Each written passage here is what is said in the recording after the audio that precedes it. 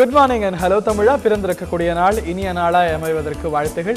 இன்றைய ஹலோ தமிழாவில் நாளிதழ்களில் பிரதானமாக இடம்பெற்றிருக்கக்கூடிய மைய செய்திகளை எடுத்து அதனது கோணங்களை விவாதிக்க இருக்கின்றோம். இன்று நம்முடைய இந்த பணியில் இணைபவர் மூத்த பத்திரிகையாளர் திரு நெய்வேலி பாலு அவர்கள். Welcome to the show sir.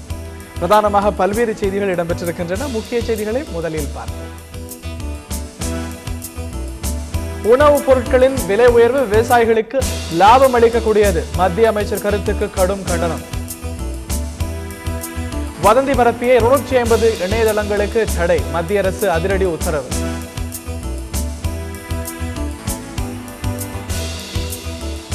தமிழக மீனவர்கள் பிரச்சனையில் மத்திய மாநில அரசுகள் அக்கறை செலுத்தவில்லை. திமுக தலைவர் கருணாநிதி குற்றச்சாட்டு.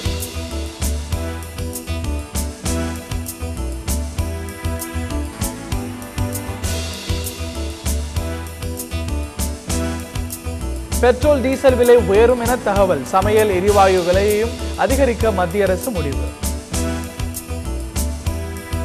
கூடங்குளம் அணுமின் திட்டத்தை மாற்ற வேண்டும். தமிழக முதல்வருக்கு போராட்டக்குழு கடிதம்.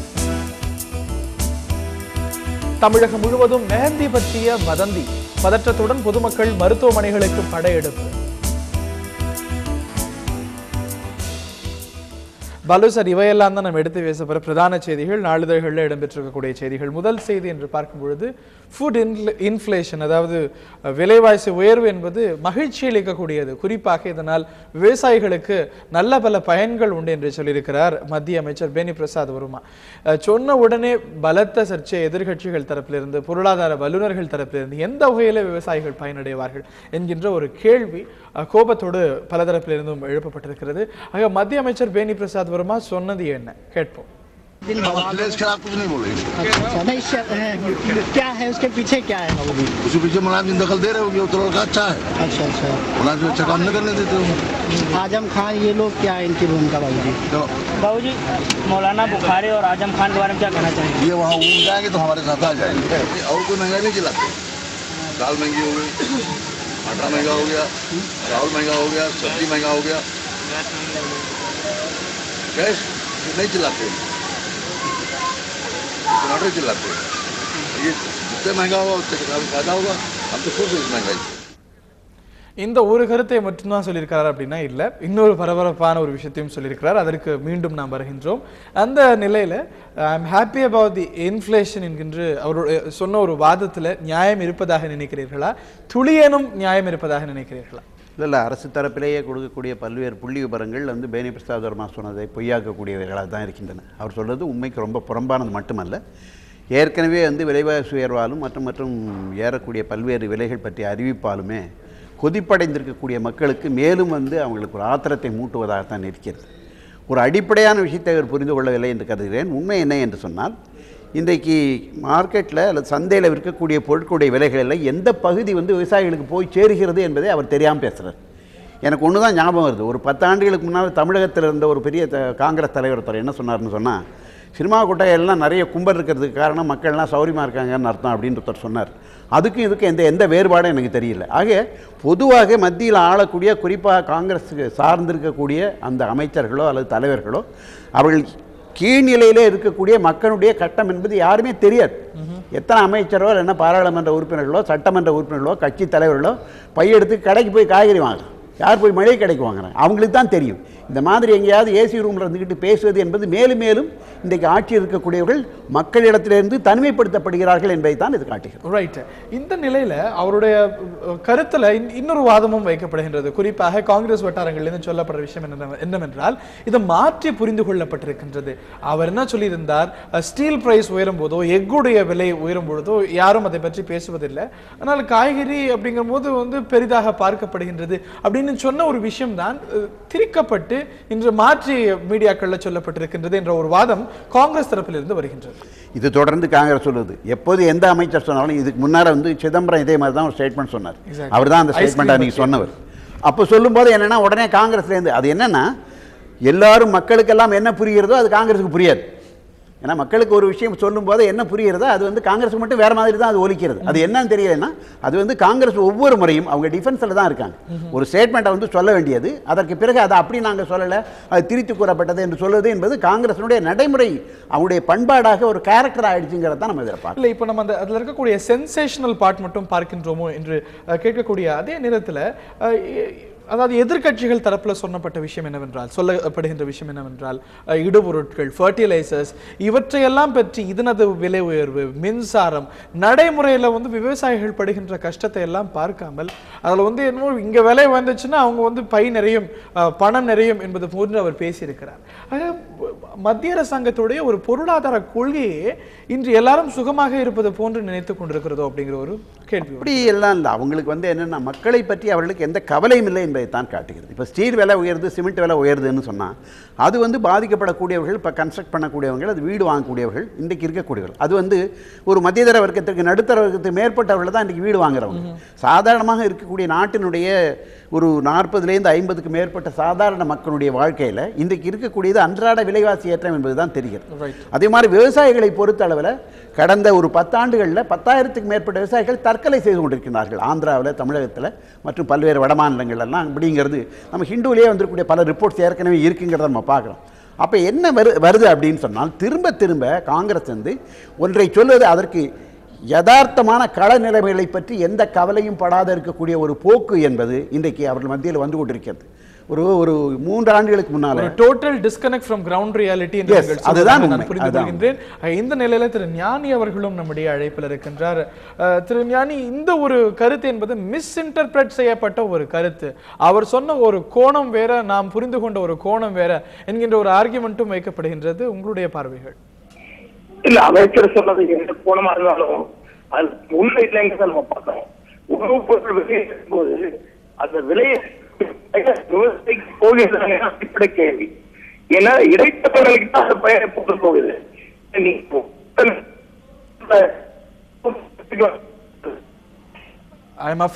விவசாயிக்கு போய் சேருவதில்லைங்கிறத பிரச்சனை.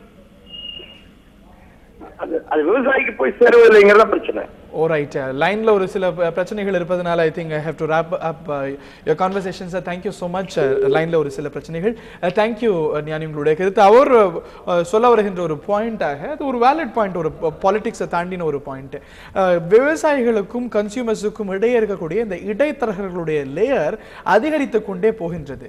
உற்பத்தி விலை ஒன்றாக இருக்கவே சந்தை விலை வேறொன்றாக இருக்கிறது. இந்த இடைத்தரகர் லேயரை வந்து கட்டுப்படுத்தவோ அதை குறைக்கவோ எந்த அரசாங்கமும் நடவடிக்கை எடுக்கவில்லை. பாஜக அரசாங்கமும் காங்கிரஸ் அரசாங்கமும் என்கின்ற ஒரு குற்றச்சாட்டு வருகின்றது. அந்த ஒரு லார்ஜர் இஷ்யூ எப்படி பார்க்கணும் இந்த நிலையில்? உண்மை அதுதான் உண்மை. ஏன்னா ஒரு 5 ஆண்டுகளுக்கு முன்னால் தக்காளி வியாபாரிகள் எல்லாம் வந்து என்ன பண்ணுறதுன்னு தெரியாமல் 3 ரூபாய் கிலோவுக்கு விற்றுக்கிட்டு இருந்தாங்க. அப்படி விற்கக்கூடிய அதே நேரத்தில் சென்னையில் பல இடங்களில் 32 ரூபாய்க்கு தக்காளி விற்றுது.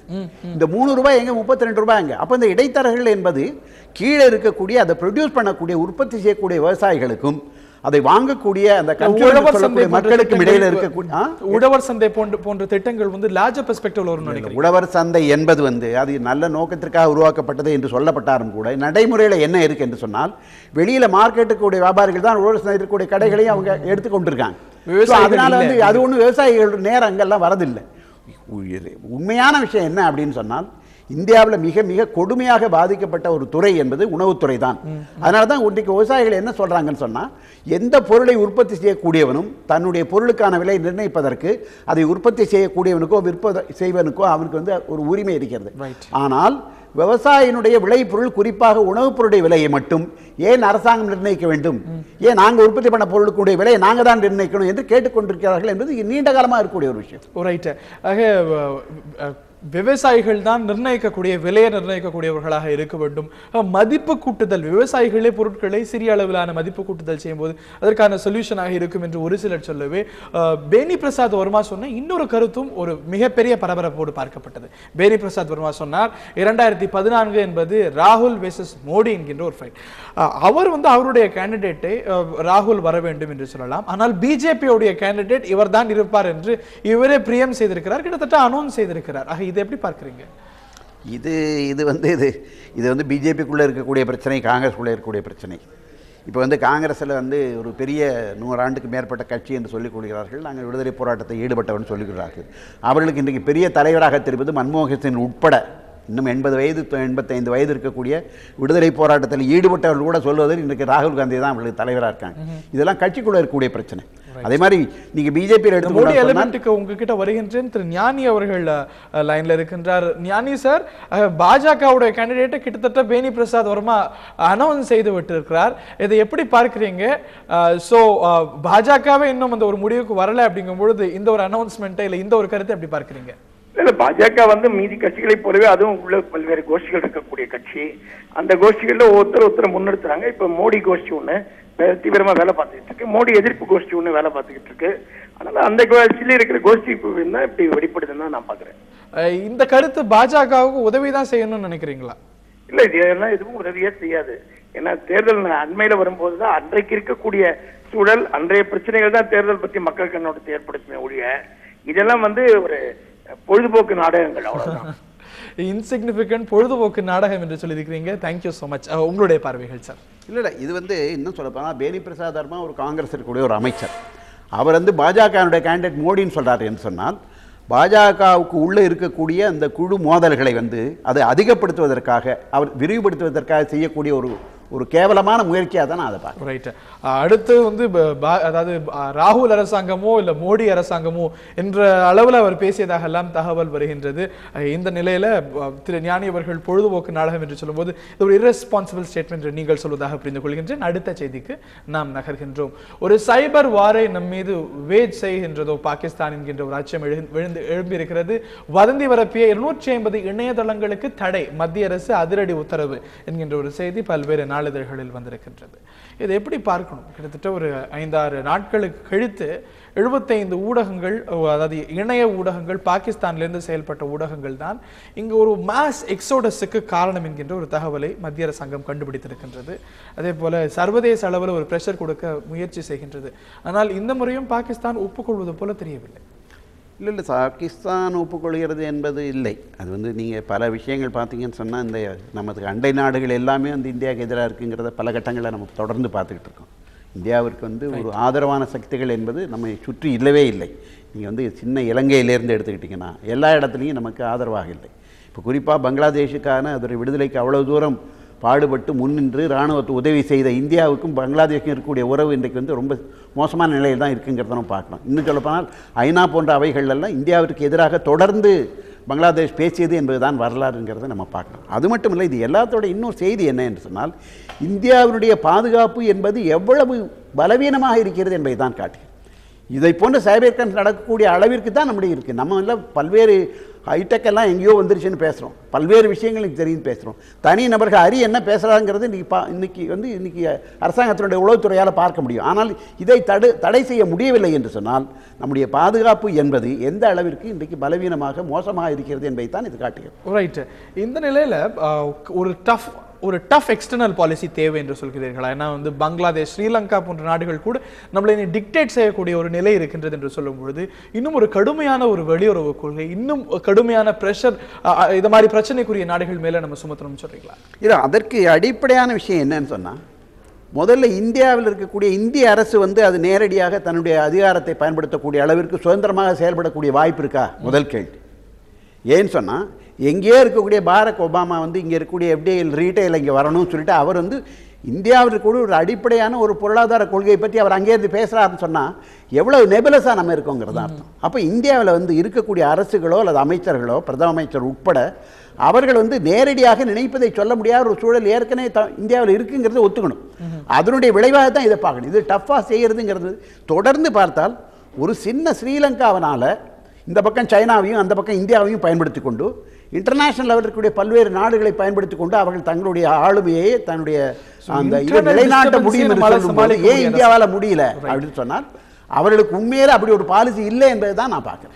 ஒரு இன்டர்னல் டிஸ்டர்பன்ஸே நம்மளால் சமாளிக்க முடியல, இங்கே இந்த எக்ஸ்டர்னல் ப்ரெஷர் கொடுப்பது என்பது உங்களுடைய வாதமாக பார்க்கவே இந்த இணைய போர் என்பதை இன்னும் கொஞ்சம் சீரியஸாக பார்க்க வேண்டும். கிட்டத்தட்ட ஒரு 10 பேர் வராங்க வெளிநாட்டிலேருந்து. மும்பை போன்ற ஒரு பெருநகரங்களை ரான்சம்க்கு பிடித்து கொண்டு பல்வேறு பேரை சீர்குலைக்கிறாங்க, கொல்றாங்க. அதை காட்டிலும் எங்கேயோ வெளிநாட்டில் அமர்ந்து கொண்டு எளிமையாக குறைந்த பொருட்செலவில் ஒரு இந்திய நாட்டுடைய இன்டர்னல் செக்யூரிட்டியை டிஸ்பிளே செய்வது என்பதை இன்னும் எப்படி கடுமையாக வேற என்ன ஒரு மெஷர்ல நம்ம கையாள வேண்டும்?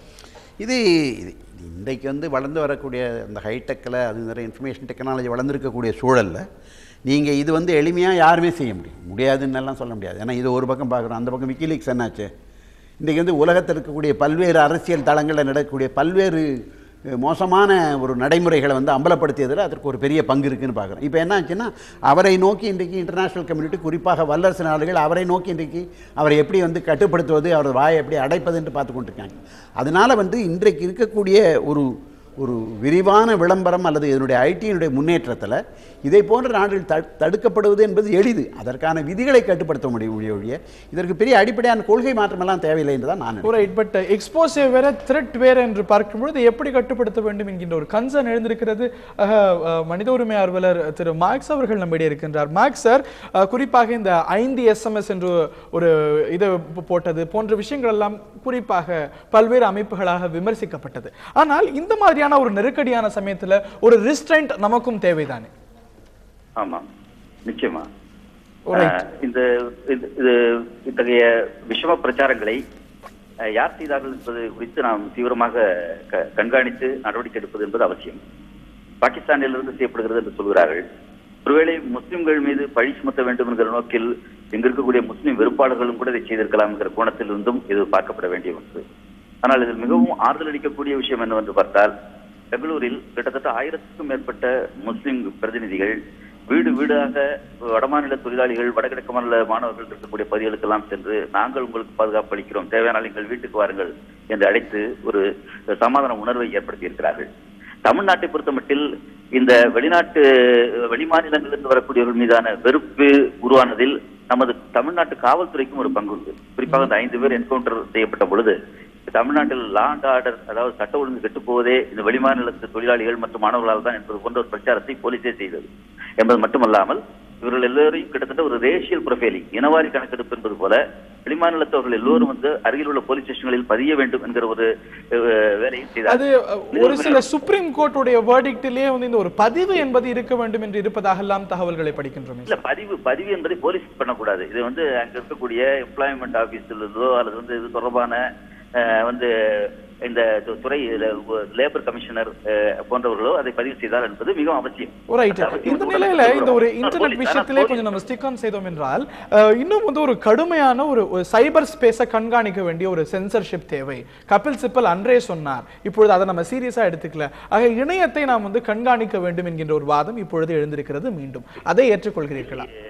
இது இதுல ரொம்ப நுணுக்கமாக பார்க்க வேண்டிய பிரச்சனை இது. அதாவது இது போன்ற அத்துமீறல்களை பயன்படுத்தித்தான் எப்பொழுதுமே கருத்துரிமையை பறிக்கக்கூடிய நடவடிக்கைகளை அரசுகள் மேற்கொள்கின்றன.